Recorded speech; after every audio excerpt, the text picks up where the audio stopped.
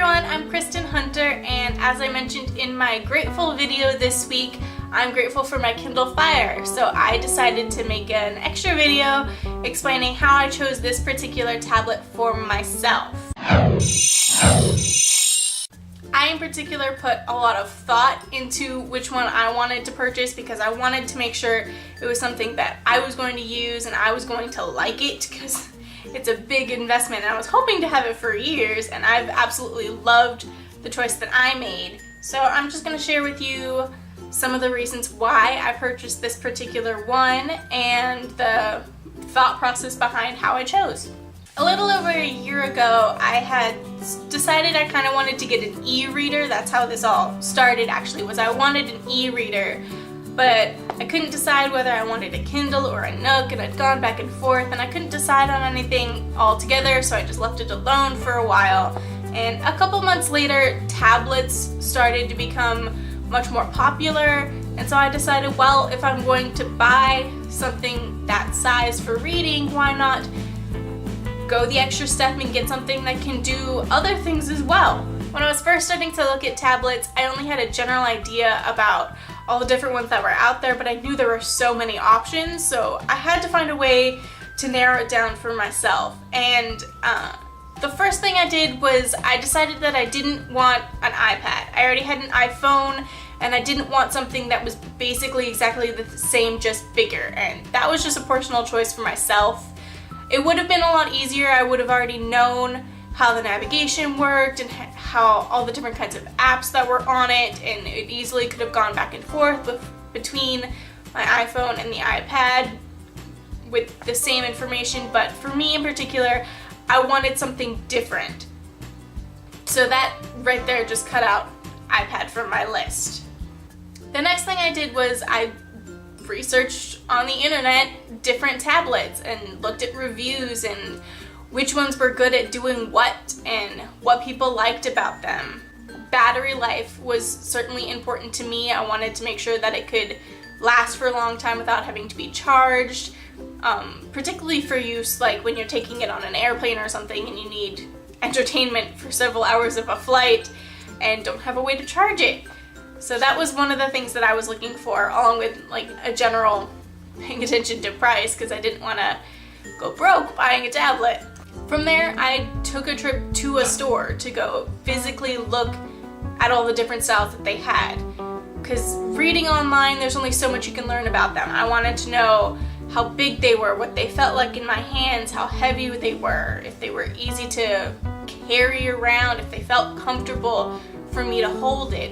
And so that was the next thing I did, was I just went to the stores and looked at all the different styles and picked them up and just really physically looked at which ones I liked.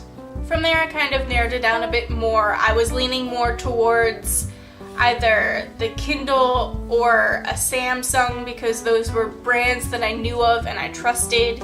So then I went back home and was comparing more of the stats on those, like what they could do, what their video graphics were like, the sound quality kinds of things, because I wanted to be able to, watch TV shows and YouTube videos and all that on my tablet.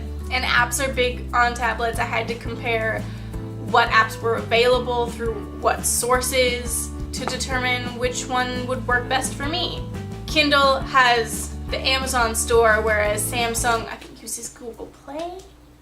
Don't quote me on that. I should look that up. I don't know. Maybe I'll just take that whole part out of the video.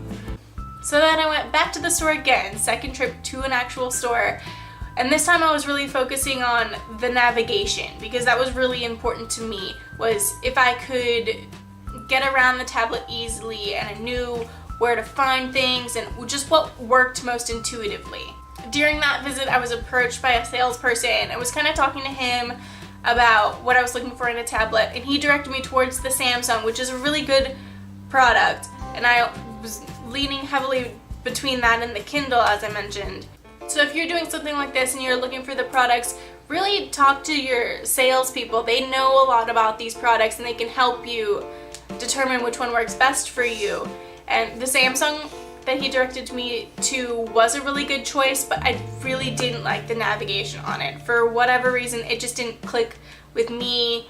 It didn't seem intuitive enough to me personally. Maybe my brain just works in a different way, but I liked the navigation on the Kindle the best.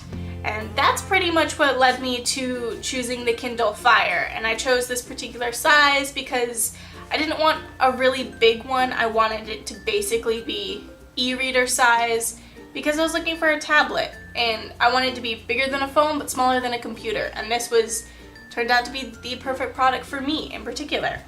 So if you're ever looking for a tablet or something like that, I hope these tips can help you. It's really important to do your research and ask questions and figure out what it is that you want out of your product, because they make so many different styles because everybody's different. Something that's perfect for one person isn't necessarily going to be perfect for you. So don't let anyone pressure you into buying something in particular just because they say, oh, this is the best. Really take your time and look at which one works best for your needs and your wants and you're comfortable with and you can afford.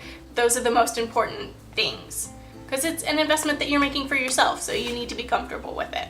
So I hope these tips helped. If you like this kind of video, please push the thumbs up and subscribe to my channel. I make grateful everyday videos on Thursdays. This was kind of a little extra thing, trying something new. Leave a comment below letting me know if any of these tips were helpful for you or some other tips you might have for trying out, testing new products that you might be interested in buying so we can help everybody. So that was something different. It was literally just like story time with Kristin. Maybe I should start a new segment like that. Story time with Kristin. What are we doing today? Let's review something. I don't know. So thanks for watching and have a beautiful day. Till next time.